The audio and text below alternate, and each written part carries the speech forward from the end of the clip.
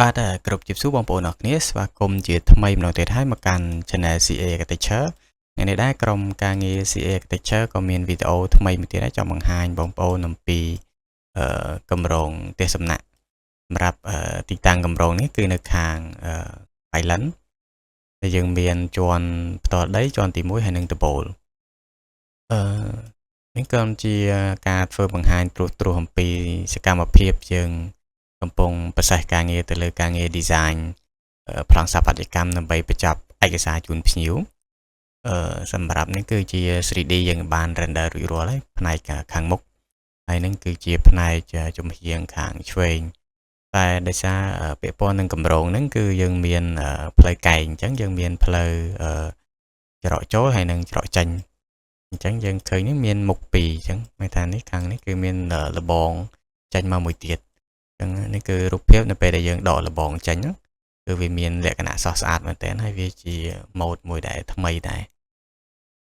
ហើយនេះគឺជាផ្នែកខាងក្រោយនៃអគារហើយនេះគឺច្រកនៅខាងមុខអគារមានសួនមានអីនៅខាងក្នុងនោះហើយនេះគឺជារូបភាពមើលពីលើដំបូល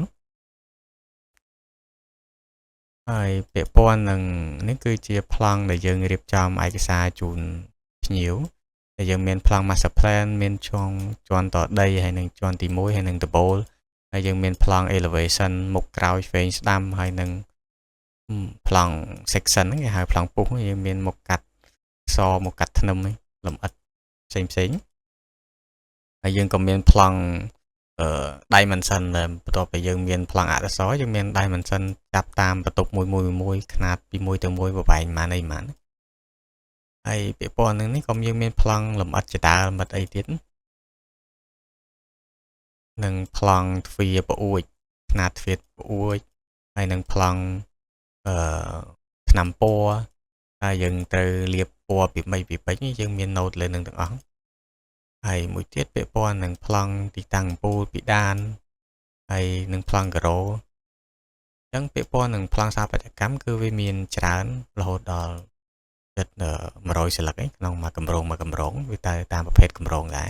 បើសិនជាគម្រោងយើងច្រើនជាន់នឹងវាលើសនឹងទៀតហើយនេះក៏ទៅជា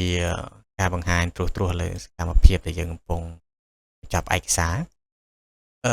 ញ្ចឹងបើសិនជាបងប្អូនមានតម្រូវការចង់ design ប្លង់ស្ថាបត្យកម្មប្លង់គ្រឿងបង្គុំប្លង់ decor ខាងក្នុងប្រព័ន្ធទឹកភ្លើងអីបងប្អូនអាចទំនាក់ទំនងមកកាន់